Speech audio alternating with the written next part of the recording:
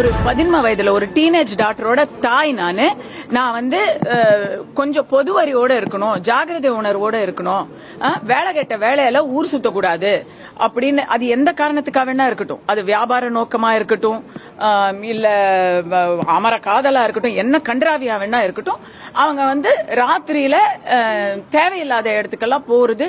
ஏன்னா ஒரு பேசணும்னு சொன்னாங்க, நீங்க கம்பைன் ஸ்டடி பண்ணணும் இல்ல வெறும் பேசணும்னு சொன்னா அதுக்கு எத்தனையோ பாதுகாப்பான இடங்கள் இருக்கு. இன்னும் சொல்ல போனா ரொம்ப முடியலன்னா உங்களால தவிர்க்கவே முடியல, உங்களால பண்ணியே தீரணும் பேச்சுவார்த்தை அப்படின்னு சொன்னா நீங்க ரூம் போட்டு கூட பேசிக்கோங்க. எது எங்க பெண்கள் மேல திரிக்கிறேன்? நான் பெண் போக கூடாதுன்னு சொன்னேன்னா ஆணுமே போக கூடாதுங்க, யாருமே போக கூடாதுங்க. நான் ஒரு பெண்ணையும் ஒரு மகனையும் பெத்த தாயா சொல்றேன்.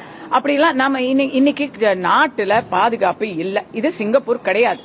ஓகே, அது சிங்கப்பூர் ஆகிற வரைக்கும் நீங்கெல்லாம் வந்து கொஞ்சம் உங்க பாதுகாப்பை நீங்க தான் பாத்துக்கணும்.